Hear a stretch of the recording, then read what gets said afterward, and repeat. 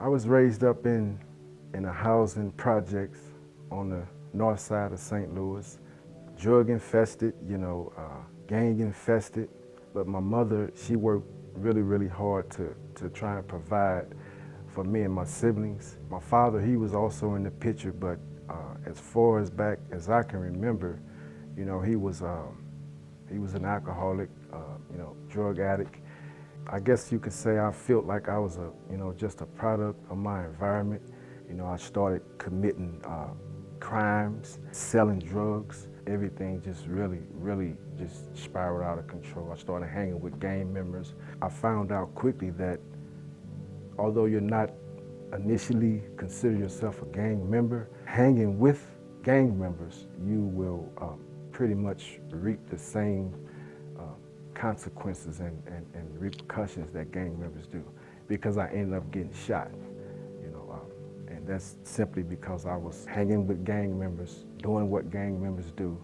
I never believed in the whole, the God thing, but I would always call on God when I found myself in a situation that I was powerless over, I couldn't get myself out of. Please just spare my life. I'll never do this again. What they call make foxhole prayers. And once he got me out of it, I sure enough, I continued on that path of destruction. On May 5th, 2017, my daughter, my only child, she became a victim of the opioid epidemic. After all I had been through in my life, that was in fact the worst emotional pain that I had ever experienced in my life. Me myself, I've OD'd 3 times, and yet and still, lo and behold, I sit here, talking to you, telling my story. I drew a wedge between myself and God. I just didn't want to hear about it no more. While at the same time, I would always see people who are saved, they would just always seem happy. And so I would question, man, where does this happiness come from? I want what they have. So I ended up in prison, and I was like, man, I knew something had to change because I had been trying to fill this void, this hole on the inside of me with all this worldly stuff for so many years. I knew something had to change, and one day, me and a guy I used to hang out with, we was just walking around the track in prison, and I looked at him and I said, man, I'm gonna give my life to Jesus when I get out here. So I started going to the sanctuary that they had in prison, in OCC. I would read my Bible more in prison than I've ever done in my whole life. I ran across an application for Victory Mission.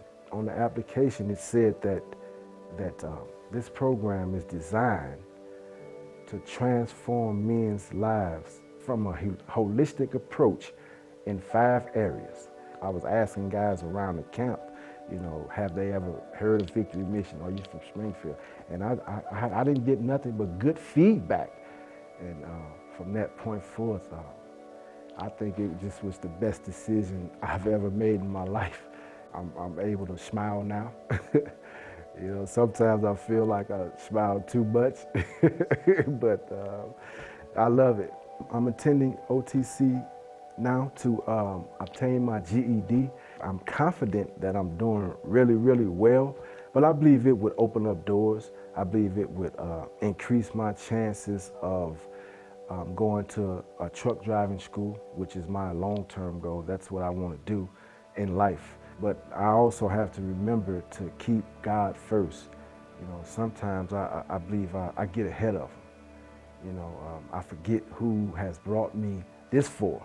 Victory Mission introduced me to the greatest information on the planet, which is the gospel. We don't fight, for victory. We fight from victory because the victory was already won, over 2,000 years ago on the cross. I would tell a new guy in this program to just humble yourself. Leave all your pride, all your arrogance, leave all that at the door. You walk in here with childlike faith. If you're serious about changing your life, This is where it starts, right here. That's what I would tell a person.